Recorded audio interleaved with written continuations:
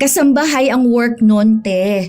Meaning, malinis siya, kahit mukhang hindi siya malinis. Dark skin kasi sila eh, kaya akala mo marumi. Tsaka ikaw lang naman ang nakakakita ng dumi sa ibang tao. Tapos sarili mo, hindi mo naman makitaan. Bago mo sana unahin manghusga, magtanggal ka muna ng muta mo, te. Tabi nga dyan, ang bigat kaya nito. Huwag ka makikikain ng pansit mamaya ha. Hindi talaga, dahil alam ko na kung paano nila lulutuin yun. Malamang sa maruming pamamaraan. Sa mukha pa lang nila alam mo na kung paano sila kumilos. Unang tingin ko pa nga lang sa kanila, alam ko na kung anong klaseng tao sila eh. Hindi ka Diyos na lumalang sa mga tao para malaman mo kung anong klaseng tao sila. Kilalanin mo ng hustong iba bago ka humusga dahil tandaan mo, te, iba ka rin sa paningin nila pero hindi lahat ng tao nauunang husgahan ka. Yun sana ang tandaan mo. Sa hirap na pinagdaraanan ng bawat tao, wala tayong karapatan bigyan sila ng pangalan dahil lang sa tingin natin yun na sila. May dahilan kung bakit sila ganyan at hindi natin alam kung ano yun. Libre lang, maging mabait. Sadyang may mga tao na mapanghusga. Pinangungunahan ng salita ang pagkilala sa isang tao kahit na hindi pa naman nila ito kinikilala. Ganon ang pag-uugali ni Monica. Mas pinipili niyang husgahan agad ang ibang tao. Dahil sa ganong ugali, mararanasan niya ring maparusahan gamit ang itim na kapangyarihan. Magagawa pa kaya niyang makita ang pagkakamali niya o hahayaan na lang niyang sakupin siya ng kaparusahan na ipinataw sa kanya? Mayumi, tago mo yung cellphone mo. Hawakan mo ring maigi ang bag mo. Umayos ka ng upo. Usog ka rito, dali. Ha? Bakit naman, te? Anong meron? Wala namang gaanong tao. Wala ring sasakay. Yung naroon sa dulo. Ayun o, yung nasa likod ng driver. Mukha yang hindi ba pagkakatiwalaan. Tingnan mo, mukhang adik. Grabe ka naman, te. Mukha naman siyang maayos na tao. Marumi lang yung suot niya dahil baka mamaya nagtatrabaho yan sa construction. Mukhang pagod nga rin siya, oh. Hindi naman siya mukhang adik. Ay basta, sundin mo na lang ang sinasabi ko. Baka mamaya bigla yang pumara tapos hablutin niyang cellphone mo. O kaya yung bag mo. Mahihirapan tayong habulin yan. Sundin mo na lang ako. Noong una, ayaw pakinggan ni Mayumi ang kanyang ate, pero si Monica na mismo ang kumuha ng cellphone ng kapatid, lalo na noong bababa na ang lalaki. Kapit na kapit talaga ang dalaga sa mga gamit niya na halatang hindi niya hahayaan ang sino man na makuha ito sa kanya. Noong nakababa na silang magkapatid, sa kanya ibinigay ang cellphone ni Mayumi. Nainis pa nga nung una si Mayumi, lalo na at may kausap siya nung mga sandaling kunin ng kanyang ate ang cellphone niya. Dalawa lang silang magkapatid, 5 taon ang agwat, pero magkasundo naman sa halos maraming bagay. Maliban na lang sa naiibang pag-uugali ni Monica na halos lahat ng tao sa paligid niya ay pinaghihinalaan niya. Yun din ang ugali na pinapabago sa kanya ng kapatid. Si ate naman, para kang ewan dyan. Para kang praning sa lahat ng tao. O ano, na-scam ka na ba? Parang iisang mukha lang kasi nakikita mo sa mga tao eh. Palaging masama. Nag-iingat lang ako, no? Alam mo naman ang mga tao sa paligid natin. Aminin mo man sa hindi, kahit na sino pwedeng gumawa ng krimen. Kaya gusto ko rin kayong iiwas sa kapahamakan. Lalo na ikaw, parang halos lahat ng tao pinagkakatiwalaan mo. Naghihinala din naman ako sa iba pero hindi naman ganyan sa ginagawa mo na lahat talaga as in ha. Pero ikaw, kahit saan ka magpunta lahat ng tao, hinuhusgahan mo na agad. Makita mo lang na may mali eh, yun na agad sila.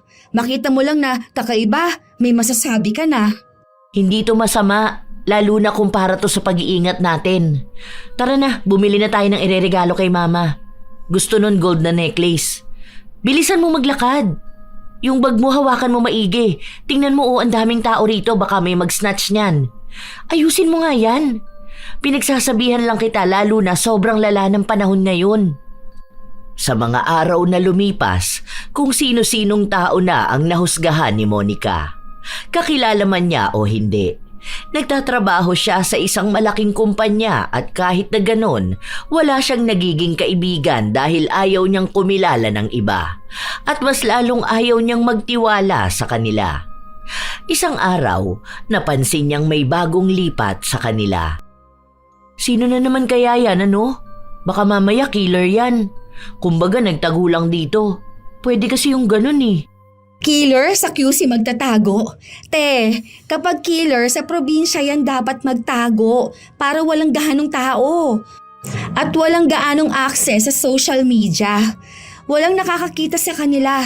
Nagtago ka pa kung doon ka pupunta sa madaling puntahan. Ano ka ba? Wala naman sigurong tanga na kriminal, ano? Pwede pa rin naman talaga. Baka bagong labas lang sa kulungan. Tingnan mo nga yung lalaki. Sobrang payat. Baka adik pa yan. Yung babae, okay naman, medyo bata pa. Feeling ko kasing edad ko lang yun o mas matanda sa akin, ganun.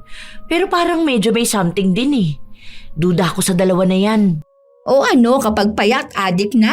Hindi ba pwedeng may sakit lang siya? Hindi naman sa ganun. Kasi, ayan tingnan mo siya. Kaya doble ingat ha. Lagi magsasarado ng pinto. Ikaw, tanga ka pa naman. Kapag umuwi ka, hindi ka nagsasarado agad. Minsan bukas pa yung bintana mo. Hindi naman siguro yan papasok sa bahay, no? Sa dami ba naman ng CCTV na pinalagay mo, te? Kahit lamok makikita mo ilan yung pumasok. Saka, ilan na lang yung nakalabas ng buhay. Okay mo naman? Nag-iingat lang. Pwede naman kasi tayong mag-ingat na walang kasamang panghuhusga, no? Kawawa naman yung tao. Mamaya lumipat lang sila dito dahil kailangan nila ng maayos na bahay. Malay mo naman kaya siya ganyan. Kasi may pinagdaraanan. Hindi mo naman pwedeng sabihin kung ano ang isang tao base sa itsura lang niya eh. Don't judge a book by its cover nga, di ba? Ay pues, I do judge a book by its cover. Dahil kahit sa totoong book, sa cover ako nakabase. Pues din, hindi lahat ng panghihinala mo ay totoo. Yung manong nga na nagbebenta ng ice cream sabi mo noon na nangunguha yun ng bata tapos nagbebenta ng kidney. O kita mo, hanggang ngayon nagbebenta pa rin ha.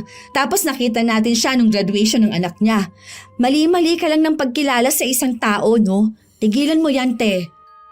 Kahit na anong sabihin ni Mayumi sa kanyang ate, hindi pa rin siya pinakikinggan nito.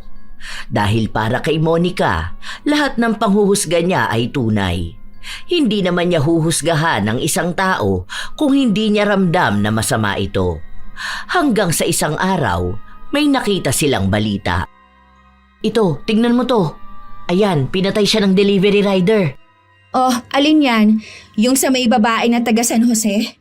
Oo, ito yung sinasabi ko sa'yo kaya ayokong panay ka rin order eh. Madalas pa naman na ikaw lang ang nasa bahay o kaya si nanay lang. O, paano kung magkaganito ka? Yun pa namang rider na madalas nagde-deliver dito sa atin, mukhang mamamatay tao. Mukha pang manyakis kung tumingin. Hindi mo talaga ako masisisi dahil ang daming balita na nakikita ko. Nabasa ko yung isang post niyan. Magkakilala daw silang dalawa. Tapos itong si babae may atraso dyan sa rider. Gumanti lang din daw yung rider kasi may ginawa yung babae. Well, mali pa rin naman siyang patayin yung babae. Pero hindi mo pa rin alam kung anong motibo nung gumawa ng masama.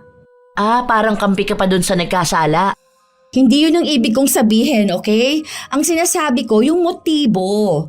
Minsan, oo. Minsan ha, hindi ko sinabi na palagi.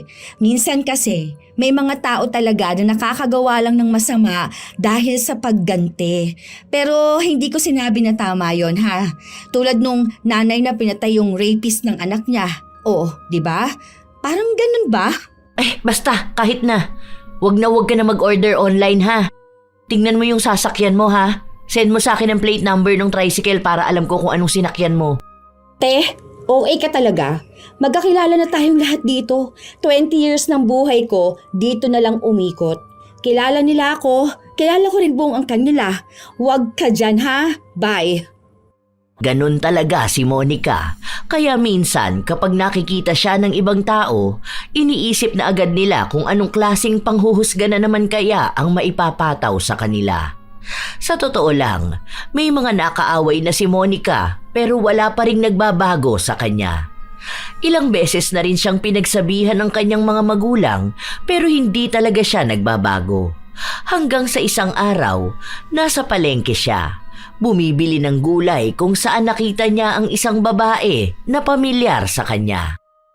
Parang kilala kita. Ako yung bago niyong kapitbahay. Lagi kitang nakikita kapag papasok ka na ng trabaho.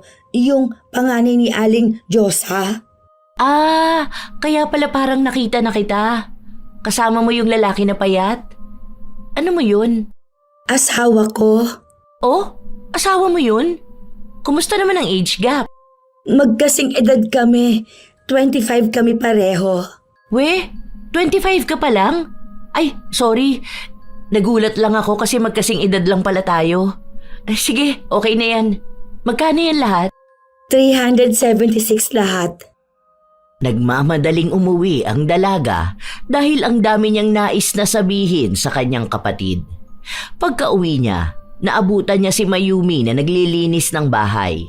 Parehas kasi silang walang pasok. Hindi niya pa nailalapag ang mga pinamili niya, ibinalita niya agad sa kapatid ang nalaman niya. Bakit naman mukha silang matanda? Alam mo, baka nagda-drugs yung mga yun ano? Maaga kasi nakakapagpatanda ng mukha kapag ganun eh. Kaidaran ko lang sila pero akala ko nasa 40s na sila. Tapos yung boses ng babae, hindi ko na itanong ang pangalan. Parang gasgasado. Sus, akala ko naman kung anong sasabihin mo. Pinahinto mo pa ako sa pagmamap ko. Hindi naman sila mukhang adik, no? Baka naman matured lang tignan. Pwede naman kasi yung ganun eh. Minsan nga may mas bata sa'yo pero matured ang mukha. Hindi Iba talaga yung pakiramdam ko sa kanila eh. Baka gumagamit talaga yun ng pinagbabawal na gamot. Wala naman kasi sa mukha yun. Alam ko rin naman tumingin ng mukha kung mukhang adik ba. Ganun. Pero siya, hindi ko naman nakikitaan na mukhang adik eh. Mali lang talaga yung pagkakakilala mo dun sa tao, te. Huwag mo naman agad husgahan yung mukha ng tao. Hindi Kahit sa mukha pa lang, alam mo na kung anong klase siya ng tao. Bakit ikaw? Ang bait mo tingnan, mukhang anghel, pero yung ugali mo naman kakaiba. Akala mo kung titingnan ka parang hindi ka mapanghusga. Nagsasabi lang ako kung anong nakikita ko, no? Ay, maglinis na lang ako ng sala, kesa madamay akong magkasala. Bahala ka na dyan, te. Napapailing na lang si Mayumi sa inaasta ng kanyang kapatid.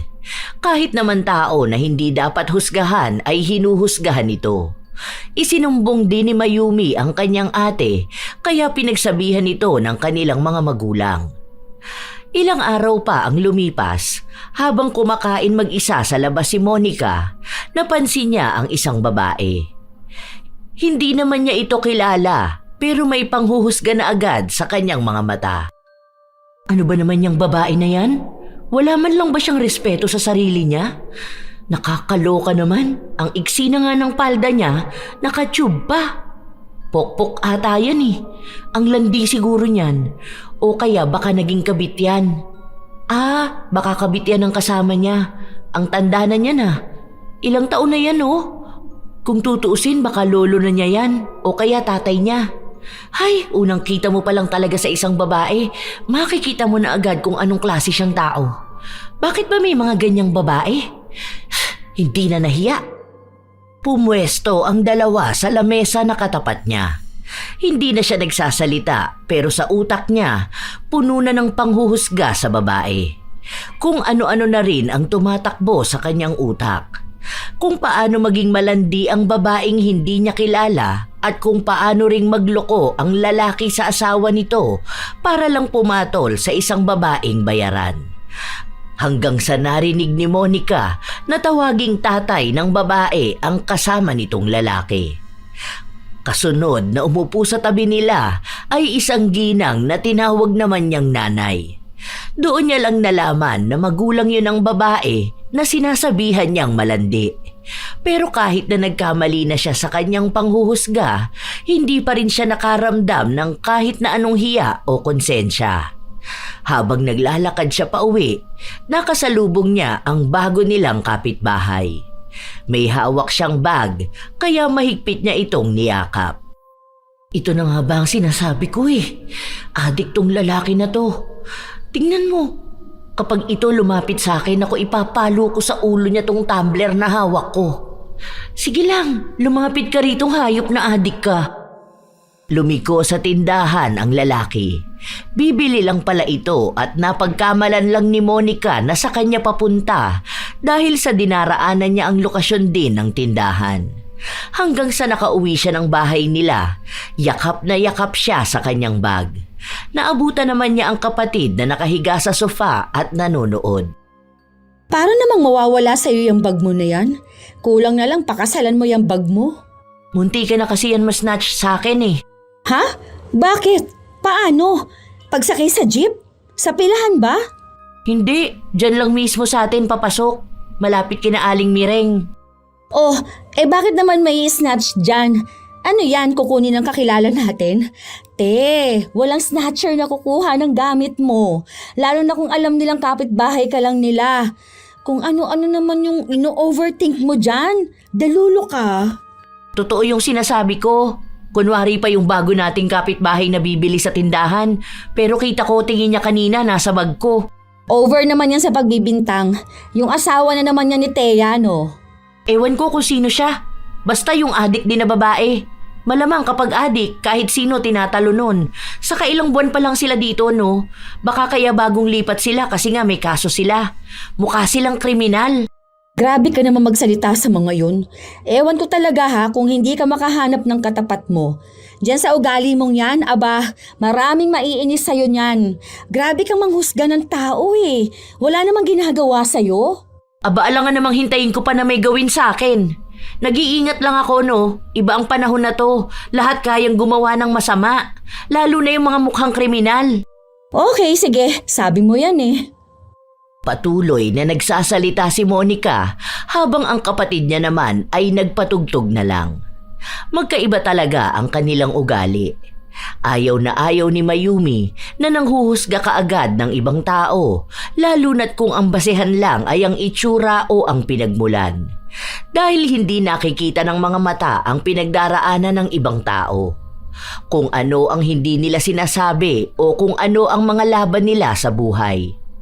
Sa mga araw na lumipas, ang palaging pinupuntirya ng panghuhusga ni Monica ay ang mag-asawang bagong lipat lang.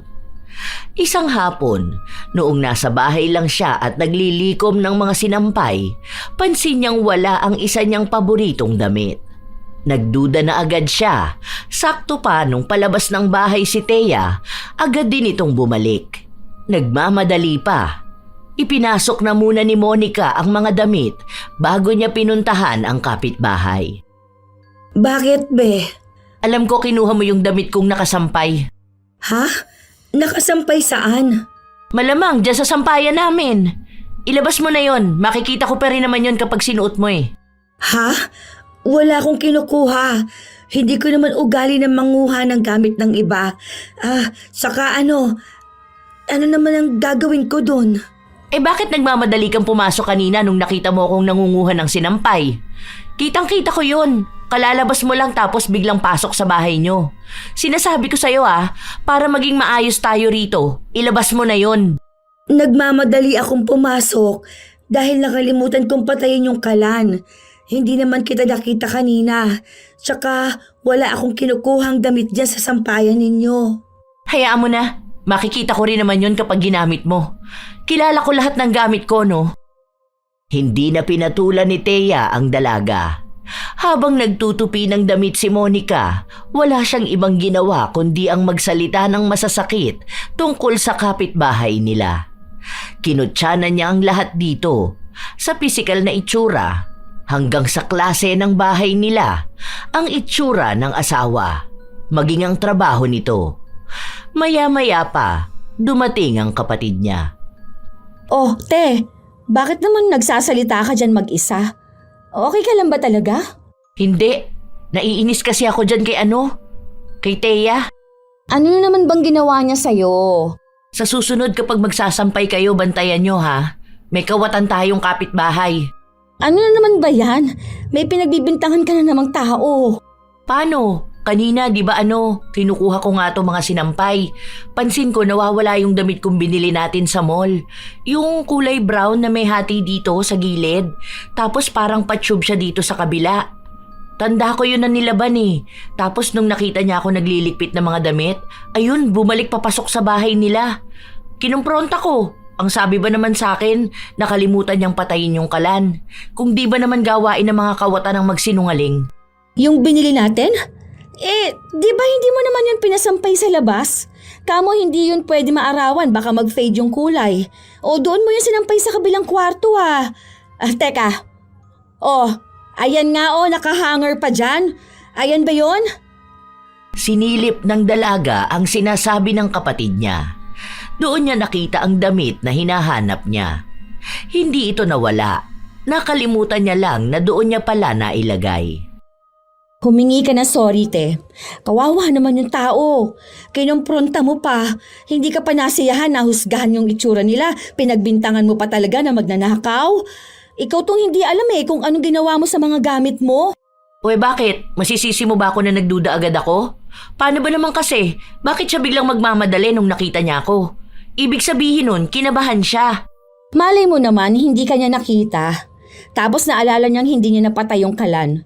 Ganun ako minsan Kapag yung utak ko biglang nakaalala ng gagawin ko, nagmamadali din ako tapos hindi ko na alam kung sino mga taong nasa paligid ko. Kasalanan mo yan. Kasi pinangunahan mo agad ng panghuhusga. Kawawa sa'yo mga tao talaga. Mag-sorry ka, hoy. Hindi humingi ng tawad si Monica dahil para sa kanya, wala naman siyang naging kasalanan. Ilang araw pa ang lumipas, ang dami niyang taong nahusgahan, pero kahit na napapatunayan niyang mali siya, hindi niya pa rin inaamin na mali nga siya. Walang paghingi ng tawad. Hanggang sa dumating ang isang araw, may kapitbahay sila na nanghihiram ng pwedeng paglutuan ng handa para sa anak nito na may kaarawan noong araw na yon. Ay, hindi kami basta nagpapahiram ng kaserola, be. Hindi kasi pwede yung ganon, kasi baka magkahawahan ng sakit eh. Sumagot ang babae na wala naman daw silang sakit at noon pa man nanghihiram na sa kanila ng gamit. Sakto na wala sa bahay ang mga magulang ni na Monica at siya lang ang naiwan sa bahay kaya sa kanya nagsabi, "Hindi talaga. Ayoko eh. Si mama kasi maawain. Pero hindi niya alam kung ano yung risk kapag nagpapahiram ng gamit sa ibang tao. Kahit na hindi niyo sabihin, halata naman na may sakit kayo. Yung anak mo sobrang payat, tapos ikaw naman nangingitim yung ilalim ng mga mata mo. Hindi naman sa panghuhusga ko ha. Kung ano yung nakikita ko, yun lang din naman ang sinasabi ko. Pasensya ka na. Hiram ka na lang sa iba." Hindi na umapila pa ang babae dahil alam niyang hindi pa rin naman siya pakikinggan ni Monica. Mabilis na lumipas ang oras hanggang sa nakauwi si Mayumi kasama ang mga magulang nila. Ma, saan dito? Itong malaking lutuan ba? Oy, saan mo yan dadalhin? Tumawag kasi si Ate Ani kanina. Ang sabi niya, nanghihiram daw siya sa'yo kanina kaso hindi mo pinahiram. Wag na yan, hayaan mo siya. Dapat kasi kapag alam nila na gusto nila maghanda, bumili sila ng gamit nila. Hindi yung nanghihiram sila. Minsan lang naman yun manghiram, te. Tsaka nagbabalik naman sila. Mukhang may sakit yun eh. Ang papayat nilang pamilya. Baka mamaya mahawaan pa tayo. Payat na talaga yung lahi nila. Walang sakit yun, no? Mas healthy pa nga sila kesa sa'yo. Saka mukha silang marumi. Parang hindi naglilinis, ganun. Kaya malamang kapag nagpahiram sa kanila, marumi lang din ibabalik. Kasambahay ang work nun, te. Meaning, malinis siya, kahit mukhang hindi siya malinis.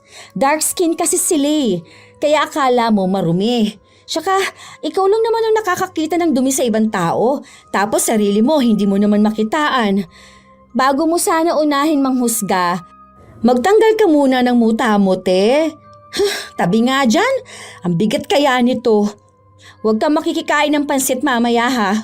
Hindi talaga, dahil alam ko na kung paano nila lulutuin yun. Malamang sa maruming pamamaraan. Sa mukha pa lang nila alam mo na kung paano sila kumilos. Unang tingin ko pa nga lang sa kanila, alam ko na kung anong klaseng tao sila eh. Hindi ka Diyos na lumalang sa mga tao para malaman mo kung anong klaseng tao sila. Kilalanin mo ng hustong iba bago ka humusga. Dahil tandaan mo, te, iba ka rin sa paningin nila. Pero hindi lahat ng tao nauunang husgahan ka. Yun sanang tandaan mo. Sa hirap ng pinagdaraanan ng bawat tao, Wala tayong karapatang bigyan sila ng pangalan dahil lang sa tingin natin yun sila. May dahilan kung bakit sila ganyan at hindi natin alam kung ano yun. Libre lang ang maging mabait. Then, libre lang din naman manghusga. Bakit? Kailan ba tumama ang panghuhusga mo? Hindi palagi, pero may tumatama. Ibig sabihin lang nun, tama pa rin akong kumilala ng iba. Ay, ang hirap mong kausap, te. Yan dapat ang hinuhusgahan. Hindi na nakipagtalo pa si Mayumi sa kanyang kapatid.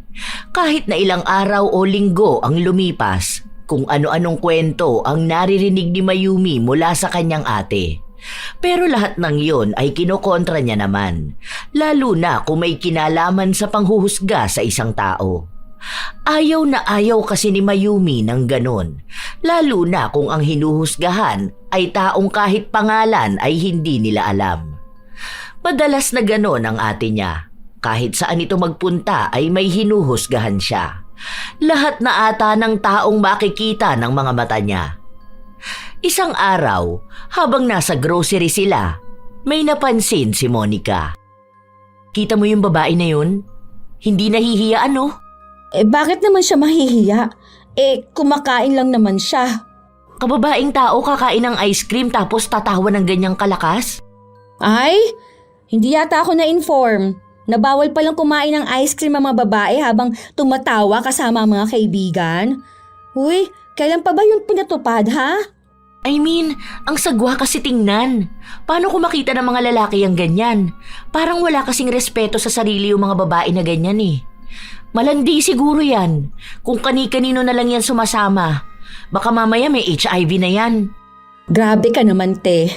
Nakita mo lang kumain ng ice cream kung kani-kanino kaagad sumasama. Paano kung jolly lang siya? Sino ba naman hindi tatawa kapag kasama ang mga kaibigan mo, di ba? Saka, hindi mo siya kilala, te. What if kaya siya ganyan kasaya kasama yung mga kaibigan niya kasi may problema siya sa bahay nila? Oh, tas kumakain sila ng ice cream. Malay mo, libre ng friend niya para gumaan yung pakiramdam niya. Hindi naman kasi porket yan ang nakikita mo, yan na talaga siya. Kanina, yung matanda na kasama yung apo niya rito, hinusgahan mo na agad. Pinagbintangan mo magnanakaw. Kakain lang pala sila sa Jollibee kasi nga birthday nung apo niya. Paano? Bakit kasi ang dungis nila? Mahirap nga sila, di ba? Mali mo nangangalakal sila tapos nakaipon sila ng pera para makabili man lang ng spaghetti para dun sa bata.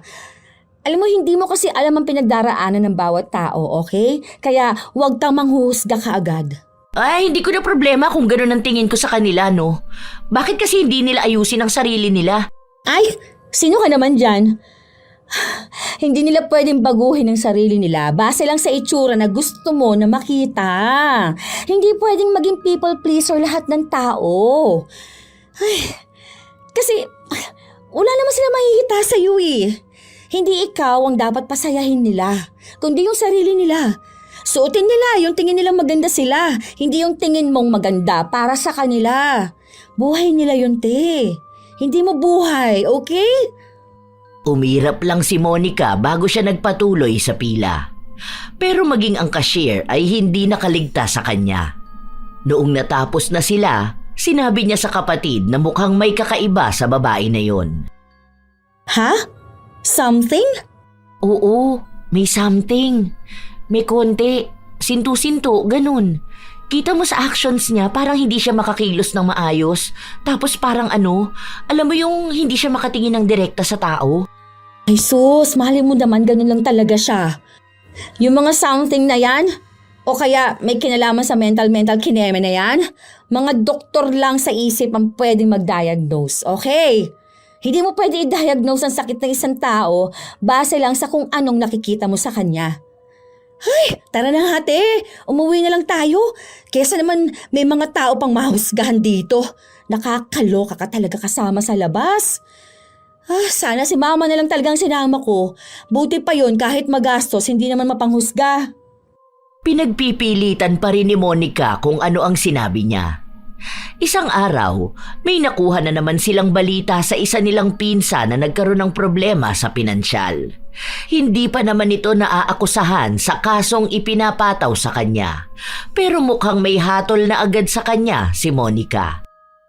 Ang sabi nga 'di ba na pagbintangan lang. Kinukuha pa yung CCTV. Base naman doon sa statement ng iba nilang mga katrabaho, wala ngang kinalaman si Kuya Dennis. May imbitasyon na nga. Ibig sabihin yan, meron na talaga siyang kaso. Mahuhuli na yan. Kaya nga problemado sila, di ba? Hindi yan. Naniniwala pa rin akong hindi magagawa ni Kuya Dennis na magnakaw. Ang bait kaya nun. Tapos matalino at madiskarte rin sa buhay. Nadamay lang siguro yun. Kung matalino yun, hindi yun gagawa ng masama. Duda ko noon pa na matalino siya. Binibida lang naman siya palagi ni Tita Angel. Pero ang totoo noon, hindi siya matalino. Ay, sa bagay, kapag sa school pwede ka namang mandaya eh. Kung tropa mo yung professor mo, o kaya mangungodigo ka para tumaas ang grades mo. Ganun lang yun. Magaling siya sa mga diskarte, kaya nga siguro magaling din siya magnakaw. Kaya dati nung nakikitira siya dito sa atin, naku ayoko talaga. Kita mo yan, paano kung tayo naman ang nanakawan, ha?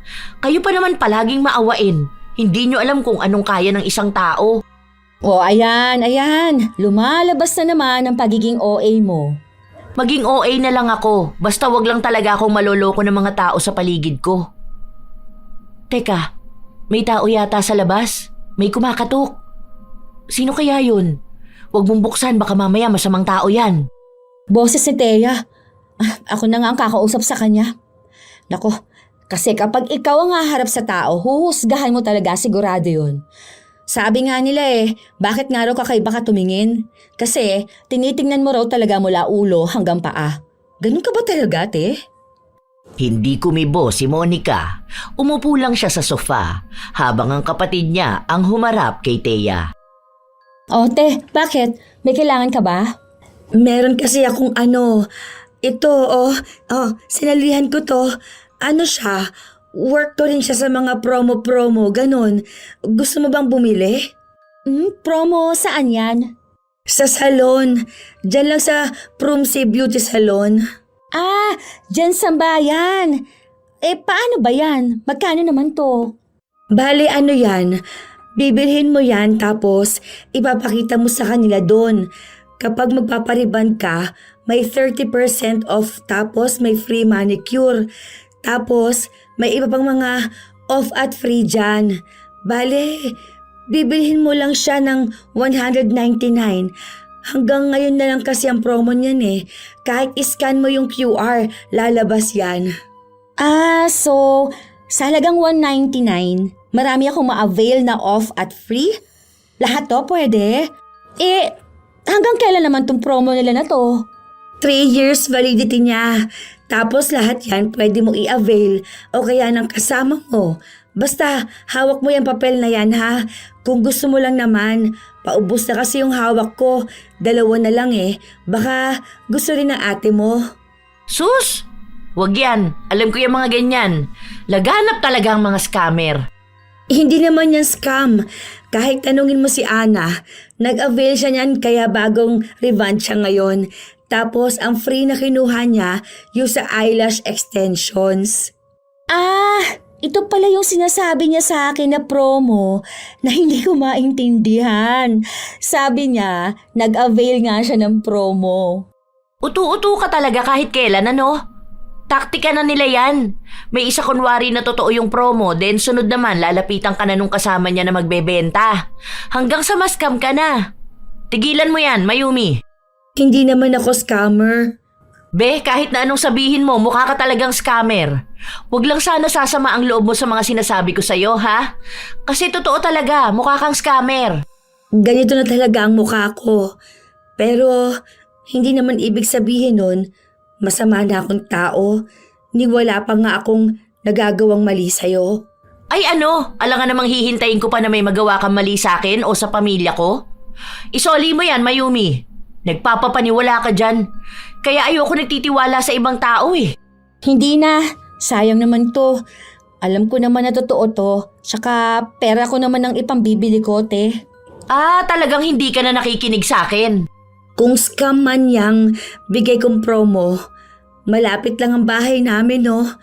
Pwede mo akong sugurin tapos singilin mo ako ng 3 beses na presyo niyan.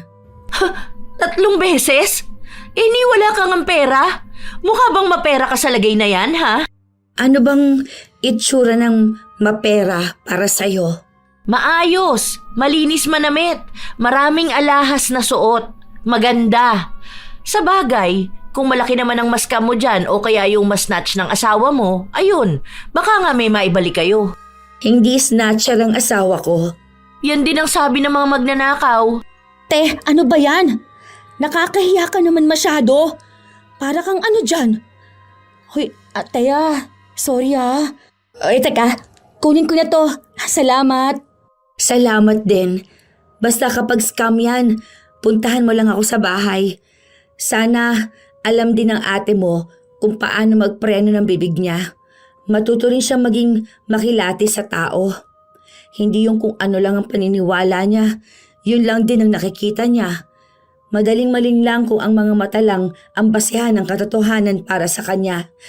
Baka yung akala niyang mabuti ang masama dahil lang sa maganda sa paningin niya. Matapos yung sabihin ni Thea ay agad na rin siyang umalis. Doon natuloy ang pagtatalo ng magkapatid. Pinagpipilitan ni Monica na tama lang ang ginawa niya at dinadaan lang ni Thea sa awa ang lahat dahil alam niyang maawain si Mayumi. Habang si Mayumi naman, sinasabi na hindi niya dapat sinasabihan ng ganon ng ibang tao. At patutunayan niyang hindi man loloko si Thea. Ginawa nga yon ni Mayumi. Wala pa naman siyang balak magpaayos ng buhok, pero ginawa niya yon para maipakita sa kanyang kapatid na tama lang ang desisyon niyang bumili ng inaalok ng kapitbahay nila. Noong natapos na si Mayumi, umuwi agad siya habang ang ate niya naman ay nasa sala lang. O ano, tama ako, di ba? Sabi sa'yo eh. Hindi ka pwedeng manghusga ng ibang tao. Di goods lang. At least hindi ka mapapahiya sa akin kapag tinawag kitang utu-uto, di ba?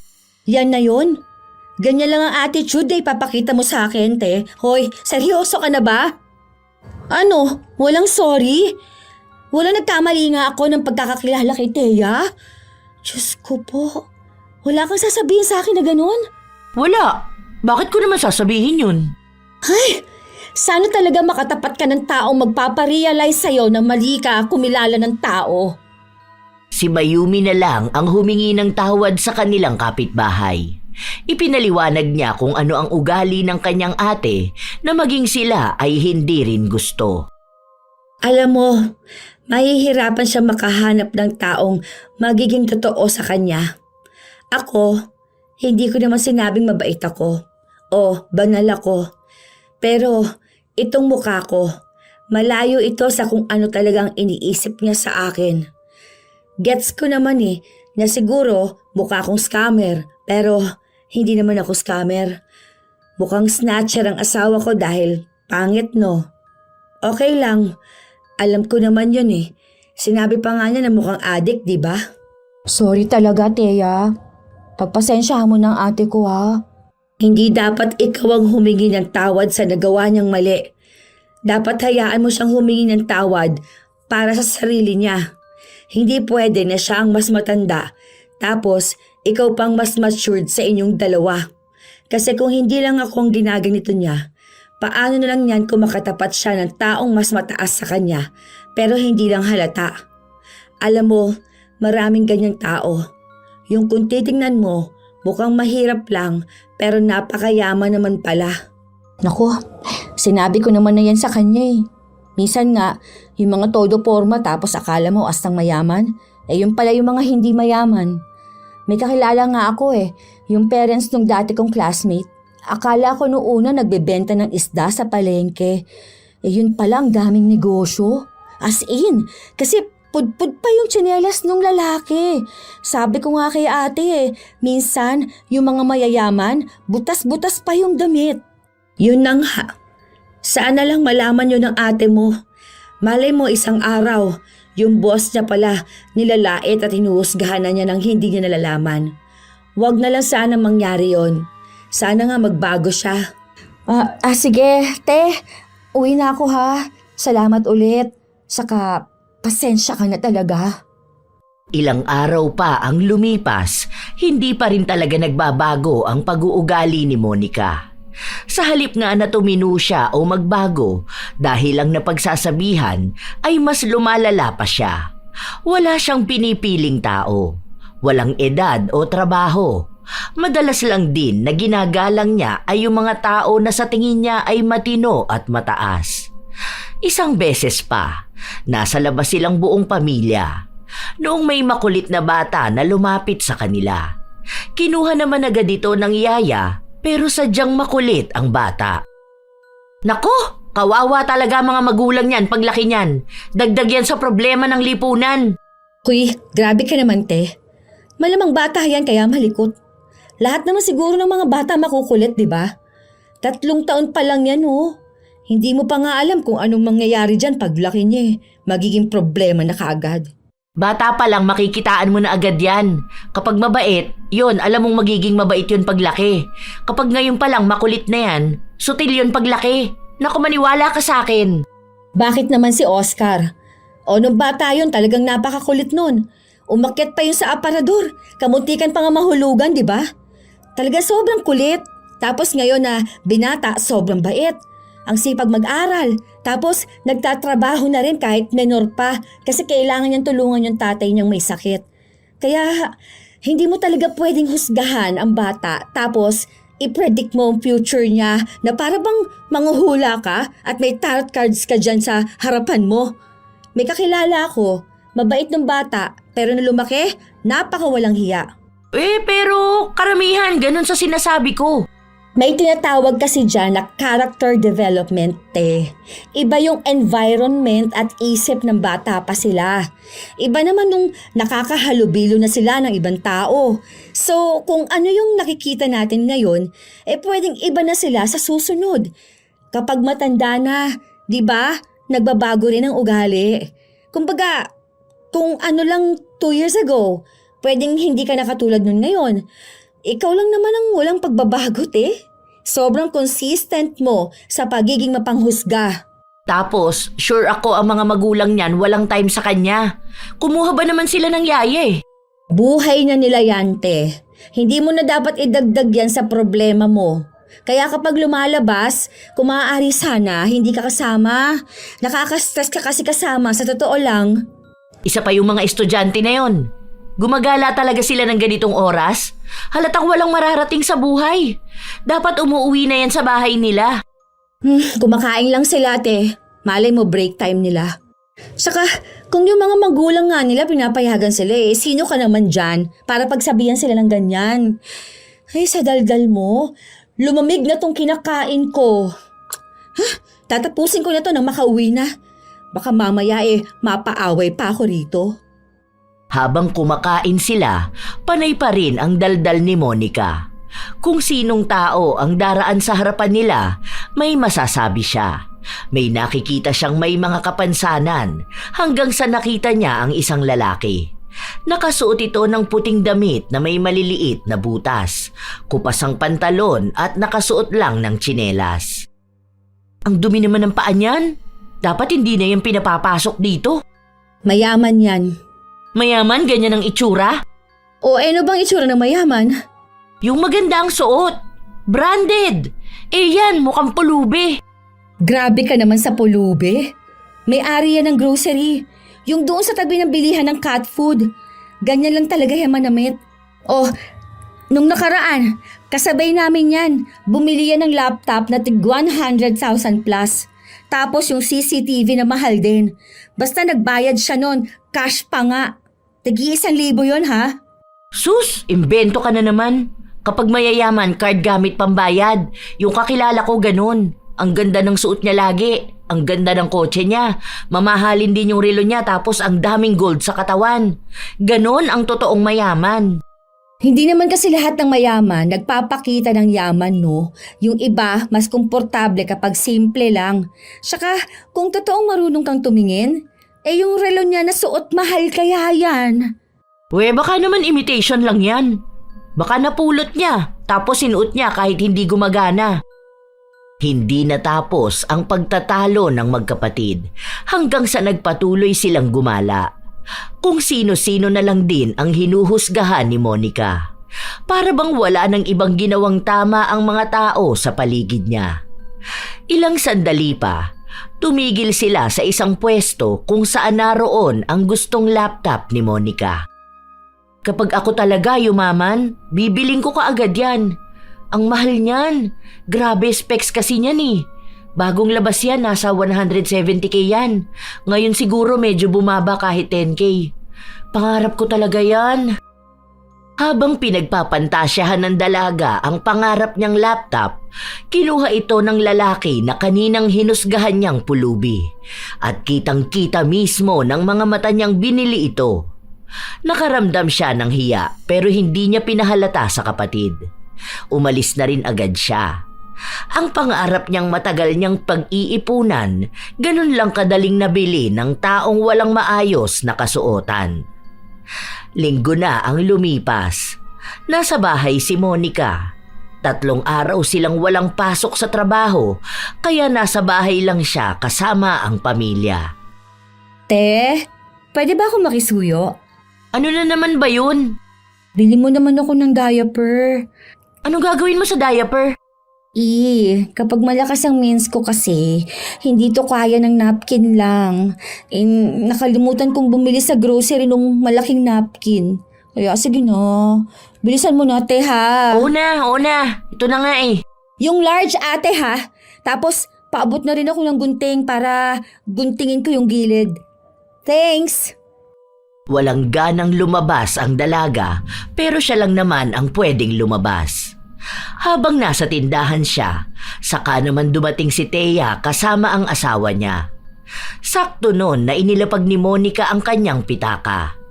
Noong kukunin na niya, hindi na niya makita sa pinaglapagan niya. Yung wallet ko, ilabas niyo na yun. Wallet? Anong gagawin namin sa wallet mo? Huwag ka na magpanggap, tayo lang ang nandito. Kayong dalawa lang ang lumapit sa akin. Grabe, lantaran naman ang pagiging kawatan yung mag-asawa. Ano, ipangtitira nyo lang yan? Hindi kami adik. Yan din ang sabi ng iba pero natokhang naman. Ilabas nyo na yan.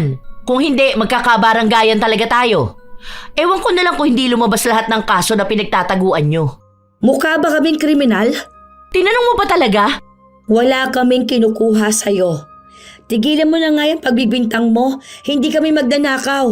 Sa aura nyo pa lang ramdam ko ng mga kawatan kayo. Ganyang itsura sa asawa mo yung mabibilis ang kamay sa kubaw. Tapos ikaw, kasabwat ka. Para kunwari, bibili ka kaya hindi ko mamamalayan na nawawala na pala ako ng gamit. Ilabas nyo na yon, sinasabi ko sa inyo. Malaking pera laman nun. Kung ayaw nyo ng gulo, umayos kayong dalawa. Patang-pata na kayo oh. Halata na lobat na kayo. Kaya magnanakaw na lang kayo para ano? Para makabili ng drugs nyo? Hindi ko gusto yung mga pinagsasabi mo.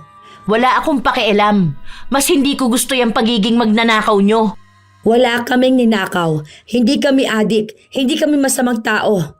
Ganito na talaga ang mukha namin pero hindi ibig sabihin nun, ganun kami sa iniisip mo. Mas masama nga pa nga ugali mo eh. Maganda nga yung suot mo, malinis yung balat mo, ang ganda mo. Pero yung ugali mo, ang palpak. Hindi ka nga adik sa droga, pero adik ka naman manghusga. Galit na galit si Monica. Maraming masasakit na salita siyang sinabi sa mag-asawa. Namura niya nga rin ang mga ito, pero hindi siya pinatulan ng dalawa. Sa halip ay umalis na lang sila. Umuwi muna si Monica dahil ibibigay niya sa kapatid niya ang pinamili niya. Magpapasama rin siya sa barangay para ipatawag ang mag-asawa na kumuha ng pitaka niya.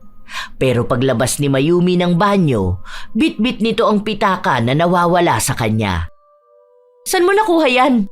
Nagulat nga ako eh. Andoon sa plastic na inabot mo sa akin. Nawawala yan kanina eh. Kinuha ng mag-asawa. Tingnan ko nga kung may laman pa. Kumpleto naman ang pera ko. Sino mag-asawa? Teka, naku ha. Huwag mong sabihin si Thea. Buti naman na ibalik to. Siguro nilagay nila sa plastic para hindi ko sila kasuhan.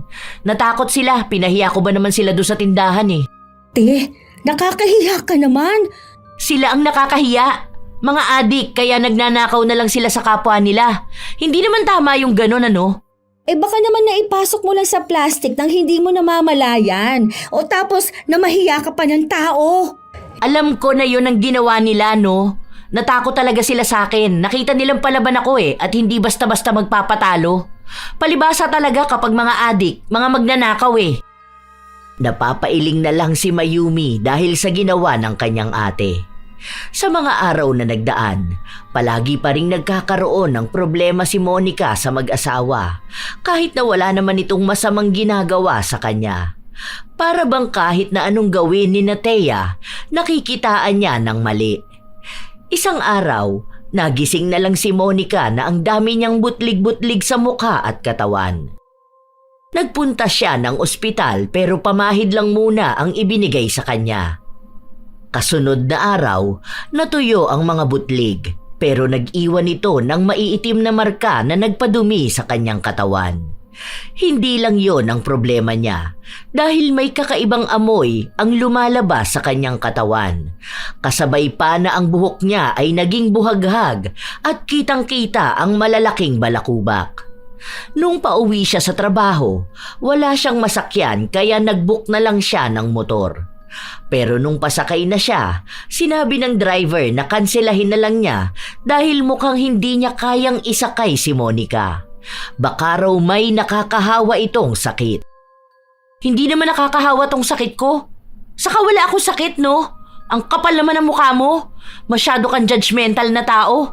Ikaw nga amoy putok Saka halata sa mukha mo naman nyakis ka. Dapat di ka nalang magtrabaho ng ganito kung maarte ka. Buwisit to. Gusto ko lang naman makauwi. Hindi siya pinakinggan ng driver. Kaya wala siyang nagawa kundi ang sumakay ng jeep.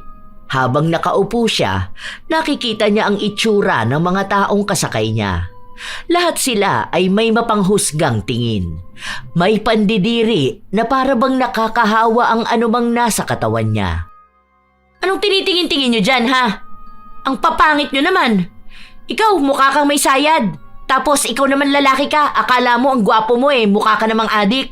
Baka mamaya nakatingin ka sa akin kasi gusto mong isnatch yung kwintas ko. Ganyan talaga gawain ng mga magnanakaw. Nagalit ang mga tao na pinagtuturo niya. Muntikan pa nga siyang mapababa ng jeep. Ilang araw na ganon ang ginagawa niya. Halos parami ng parami ang nakakaaway niya, pati na rin sa trabaho nila. Isang araw dahil wala siyang pasok, mag-isa lang siya sa bahay. Maya-maya pa ay may kumatok sa pinto nila. Bakit? Anong kailangan mo? Naisip ko lang baka need mo to. May promo silang buy one take one Sa Derma to, para dyan sa mga dark spot mo. Ayoko nga. Alam ko na yung pang-scam mo na ganyan. Hindi mo ako maloloko, no? Kilala na kita. Alam ko karakas mong ganyan. At kailan naman ako ng scam?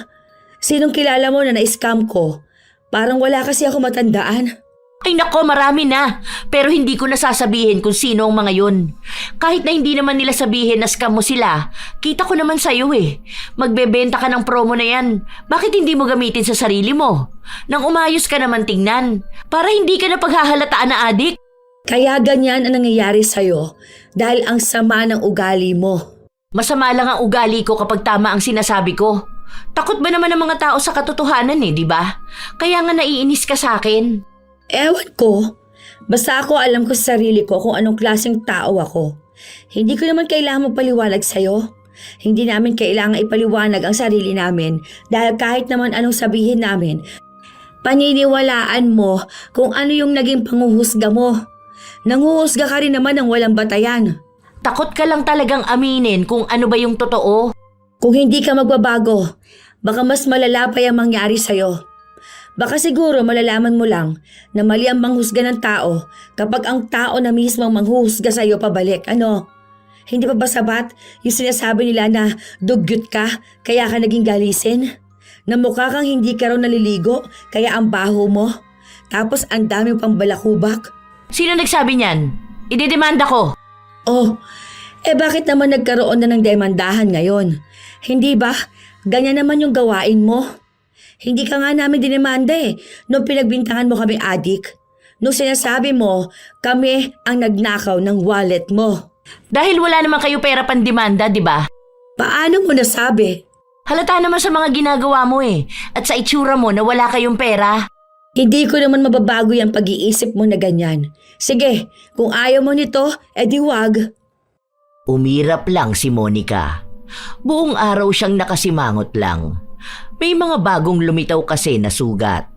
Lapitin pa nga ng langaw, kaya minsan hindi niya napapansin na parang inuuod ang sugat niya. Kahit anong ipahid niya, walang nangyayari. Kapag naman tatakpan niya ang sugat, mas lalo namang lumalala. Isang beses pa, halos 1 linggo siyang hindi pinapasok sa trabaho dahil na rin sa sugat niyang nakakadiri kung titingnan. Ayusin mo na lang. Ano kayang pwede kong gawin dito? Bakit kahit wala namang langaw parang may uod? Yung as in super liit lang. Kaya siguro Makate kasi gumagapang yun ano. Baka ano yan, te? Pinaparusahan ka na. Ano namang parusa? Saka bakit naman ako paparusahan ha? Kasi nga may attitude ka, di ba? Baka yung budhi mo na bulok na. Tapos, need maglabas ng uod. Hay, tumahimik ka nga dyan. Ang dami mong sinasabi. Alamin mo na lang kung anong gamot sa ganito ko. Baka mawala na ako ng trabaho nito eh. Ayaw pa rin akong papasukin. Baka raw mahawaan ko sila. As if naman nakakahawa to, di ba? Saka ang aarte nila. Halata namang hindi sila naliligo. Hindi ako sa nanghuhusga ha. Totoo yun. Yung isa doon, yung malapit lang sa office namin, hindi naman yun naliligo. Minsan papasok yun parang bagong gising lang siya. Tapos yun pa ang isa sa pinakamaarte. Paano mo naman nasabi na bagong gising siya? Malamang yung itsura kaya ng buhok niya. Yung sobrang dry tapos sabog-sabog. O di ba kapag ganun, kapag bagong gising ka lang? Weh, si Kuya Ethan nga kahit anong ligo niya, ganun buhok niya eh. Kaya nga di ba, madalas siyang tinutukso noon nakababangon lang sa banig. Sus, baka ganun lang yung katrabaho mo. Minsan nga kahit babae, kapag natuyo na yung buhok, mukhang bagong gising lagi eh. Kasi buhaghag. Kaya hindi mo masasabi kung hindi ba naligo ang isang tao dahil lang sa itsura ng buhok niya. Yung iba nga kahit mukhang libagi naliligo naman araw-araw. Kasi parang may patsyang-patsyang sa balat nila. Tinanong mo pa ako kung hindi mo rin naman ako sasang-ayunan ano? Para ma-educate kita. Hindi ako bobo. At hindi ko naman din sinabing bobo ka. Ay, umalis ka na nga sa kwarto ko. Naiinis lang ako sa'yo. Hindi mo naman nagagamot yung sugat ko. Gamutin mo muna ang pagiging mapanghusga mo. For sure, didinggin ni Lord ang prayers mo. Pero kung nag-pray kang gumaling, tapos yung ugali mo, ganyan pa rin. Nako, huwag ka nalang umasa. Pinagtulakan ng dalaga ang kanyang kapatid. Halos 1 buwan na rin ang lumipas, nawala na ng trabaho si Monica dahil hindi na siya pinapasok ng tuluyan. May ipon pa rin naman siya kaya walang problema kung usapang pinansyal. Ang iniisip na lang niya, paano nga ba niya magagamot ang mga sugat niyang palala ng palala?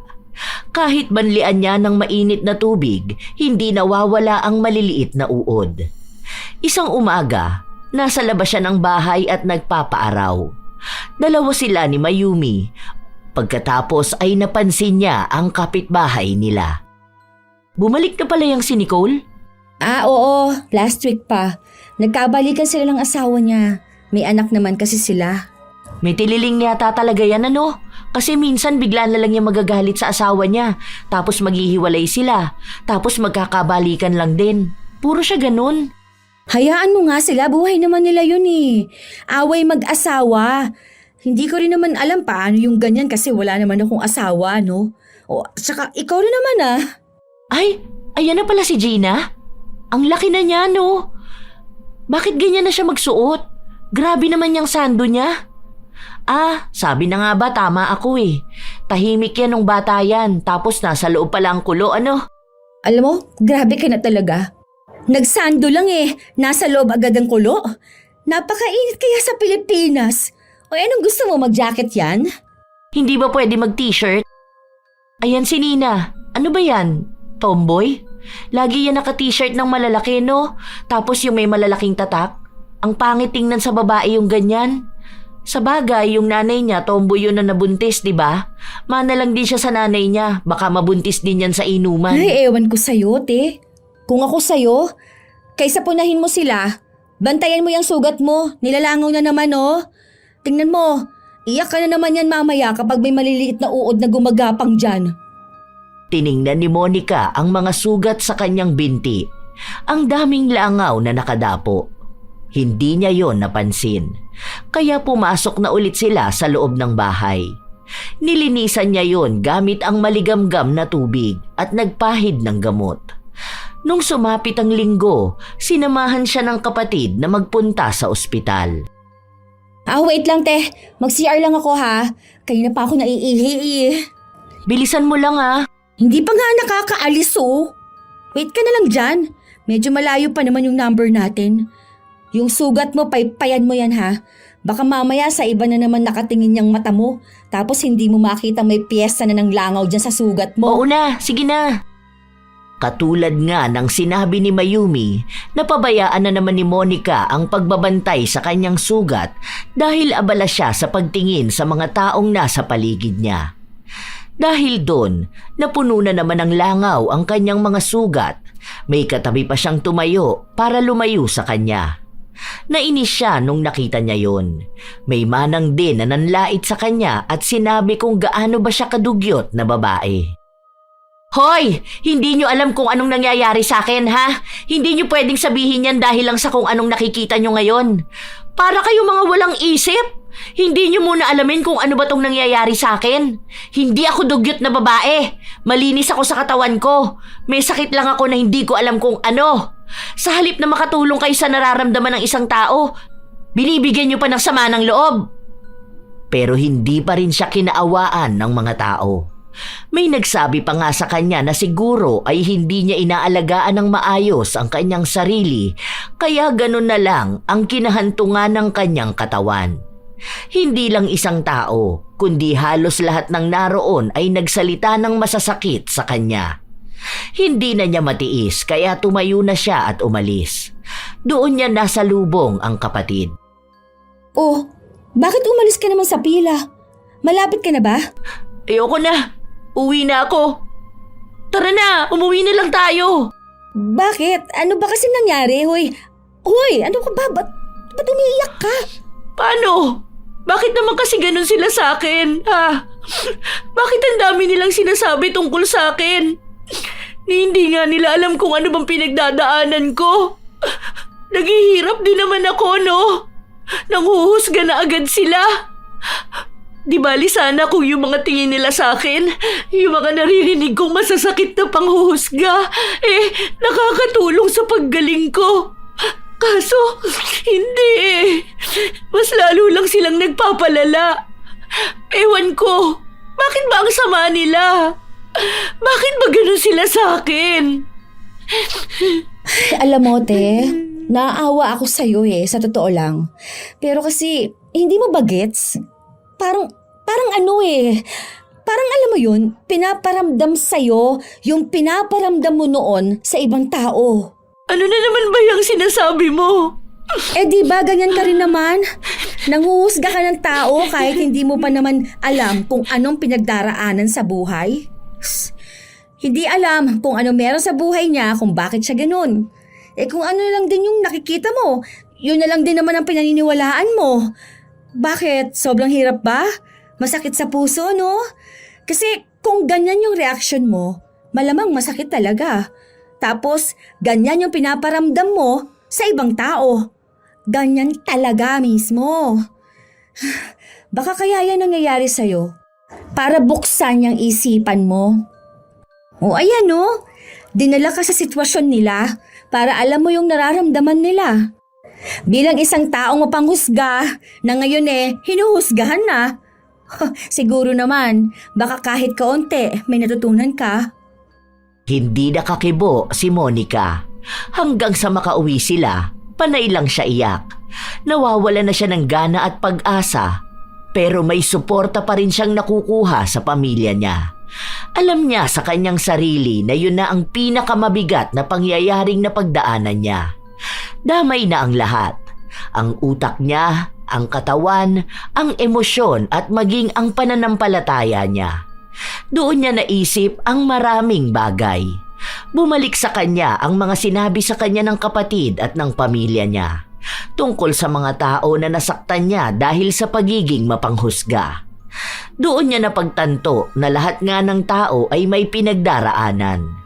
Kilala man niya sa pangalan o hindi, mayroong laban na sila lang ang lumalaban. Kaya bakit niya nagawang husgahan ang isang taong hindi naman niya natulungang lumaban sa buhay? Binase niya lang lahat sa kung ano ang nakikita ng kanyang mga mata. Isang araw, habang kumakain sila, bigla niyang nabanggit ang nasa isip niya. Ang hirap pala talagang mahusgahan, ano? Yun bang alam mo naman sa sarili mong wala kang nagawa? O kaya alam mong hirap ka na, tapos yung mga tao sa paligid mo, ang alam lang nila ay yung nakikita nila. Ay, wow! Legit ba yan? Ang alin? Yan! Yung realization mo. Kasi hindi ako sanay. Baliw ka. Oo nga. Nitong mga nakaraan bigla ko na lang yung naisip. Kasi ang nakikita ko lang kung ano sila mismo. Pero isang bahagi lang pala yun ng buhay nila. Sa likod nung nakikita ko, yung sakit, takot at pangangailangan nila sa buhay na hindi ko alam. Tapos nakakasakit ako. Nagbibigay ako ng dagdag pasanin sa kanila. Imbis na makatulong man lang ako ako pa mismo yung dagdag sa problema nila. Wala lang, yan lang ang naisip ko. Siguro kasi nga napagdaanan mo rin. Oo, nakita ko na ang dali lang para sa isang tao na manghusga pero napakahirap unawain kung bakit ganun ang isang tao. May nabasa nga ako na bawat tao may kanya-kanyang pinagdaraanan sa buhay. Yung kasabay mong tumawid sa kalsada, pwedeng may problema siya sa pamilya. Yung nakasakay mo sa jeep uuwi kasi namatayan. Yung isang nakasabay mong bumili ng pagkain, yun pala yung unang beses niyang magbibigay ng reward sa sarili niya dahil nakaya niyang lumaban sa buhay. Yung kung sino mang nakita mo lumalaban sa sakit o kaya kagagaling lang sa sakit. Ganon. Sobrang lawak ng mundo. Sobrang daming nangyayari sa bawat tao.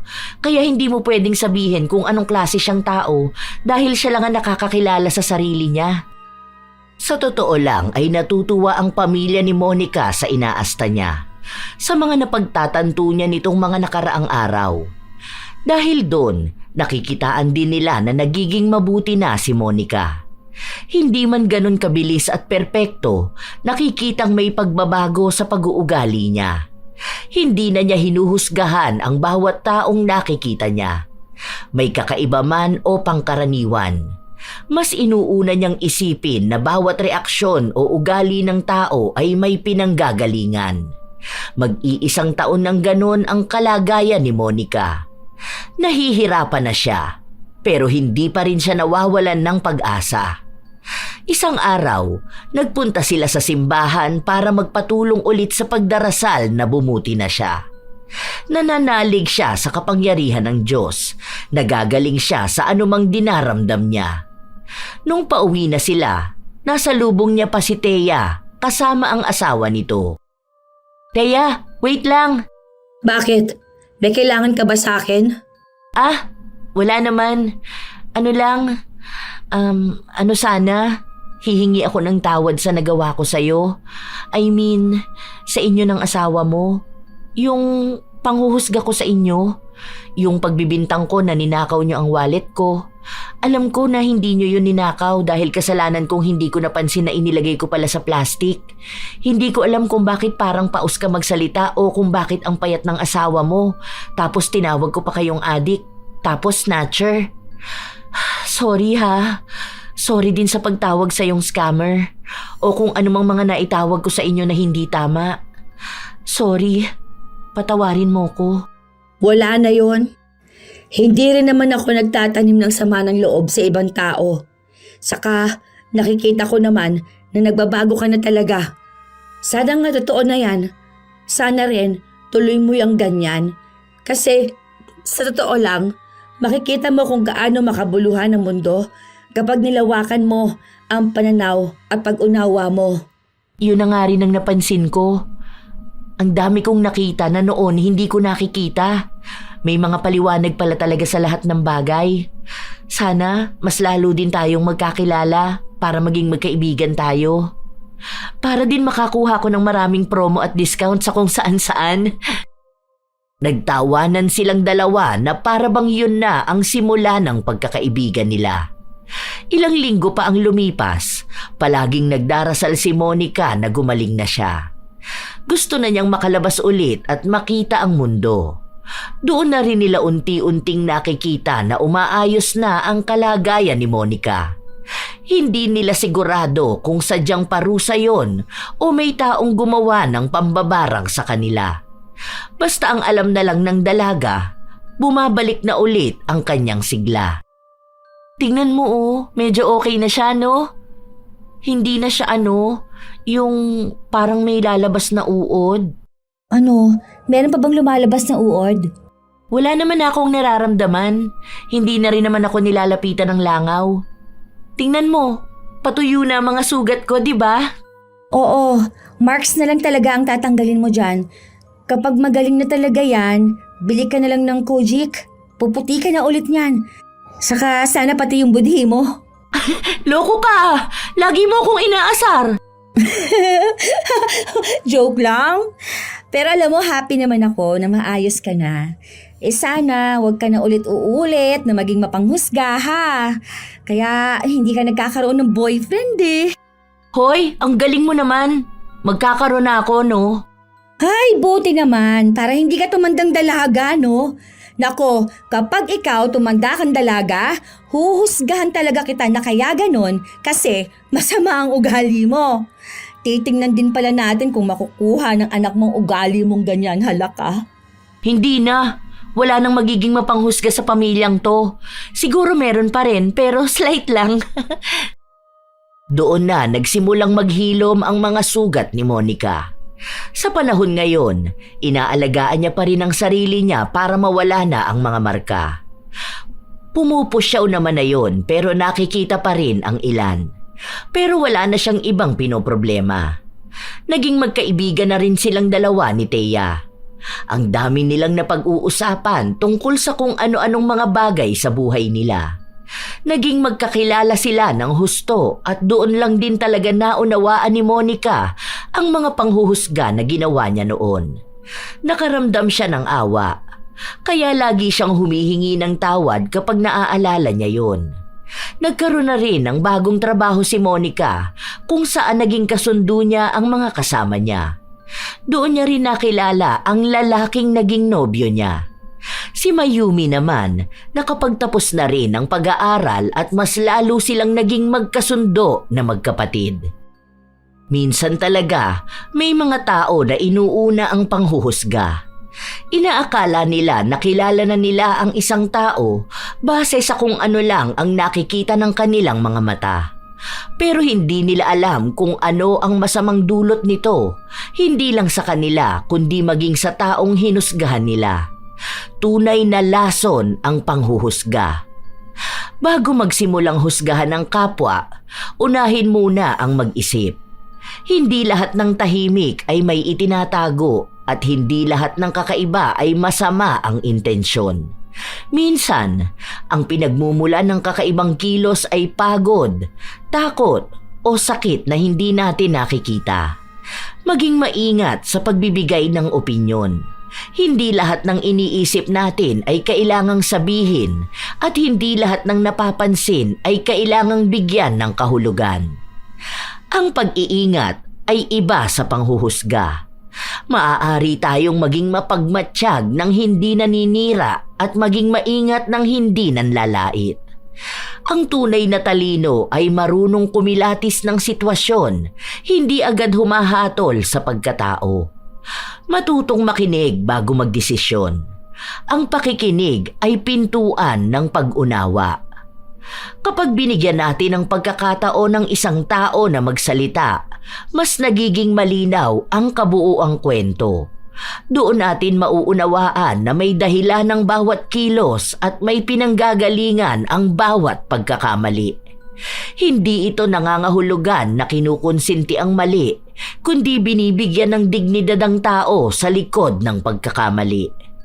Kapag puno ng hinala ang isip, nawawala ang kapayapaan ng puso. Ngunit kapag pinili ang pag-unawa, nagkakaroon ng katahimikan at mas magaan na pakikitungo sa kapwa. Tandaan na lang na hindi natin alam ang laban na pinagdadaanan ng bawat isa. Kaya mas mabuting maging mahinahon sa salita at mapagpakumbaba sa pagtingin. Ang mundo ay mas magiging magaan kung mas marami ang uunawa kaysa huhusga. Minsan talaga mga apo, hindi natin sinasadya na mauna ang panghuhusga kaysa sa pangunawa. Ngunit sana, huwag namang umabot sa punto na lagi na lang panghuhusga ang mas mananaig. Kayo ba mga apo, naging mapanghusga ba kayo agad? O may kilala kayo na katulad ni Monica? Kung gayon, maaari niyong ibahagi yan sa amin kasama na rin ang inyong opinyon sa ating kwento. Naway may aral kayong natutunan. Ito ang inyong Lola Telang at maraming salamat sa palagi ninyong pakikinig mga apo.